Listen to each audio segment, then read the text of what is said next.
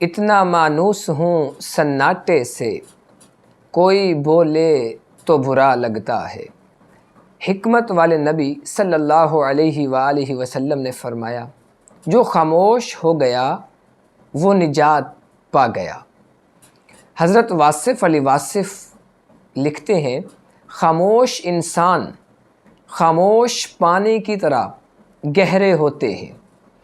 فطرت کے عظیم شاہکار ایک مستقل اور مسلسل سکوت میں ہے۔ پہاڑوں کے عظیم سلسلے، بلند و بالا پہاڑ، ان کے دامن میں سناٹا ہی سناٹا ہے۔ سورج پوری دنیا کو روشن کرتا ہے مگر خاموش ہے۔ چاند کتنا منور ہے، کتنا خوبصورت ہے، کتنا حسین و جمیل ہے مگر خاموش ہے۔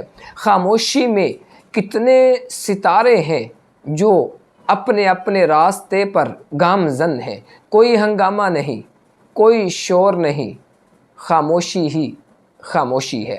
سمندر خاموش ہے، دریا خاموش ہے، صحرا خاموش ہے۔ کیوں؟ اس واسطے کہ خاموشی میں عافیت ہے، خاموشی میں نجات ہے۔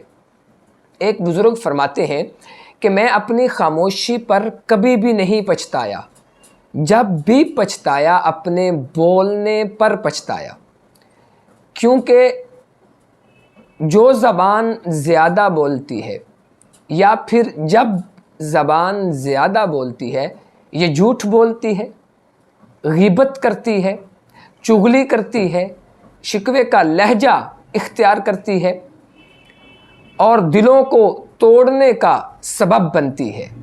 اس واسطے فرمایا کہ خاموشی اختیار کریں، جب بھی بولیں مناسب بولیں، معقول بولیں اور محدود بولیں۔ نامناسب بولنے سے بہتر ہے خاموش رہے۔ وہ کیا خوب لکھا کسی نے، آؤ چپ کی زباں میں خاور، آؤ چپ کی زباں میں خاور، اتنی باتیں کریں کہ تھک جائیں ہم۔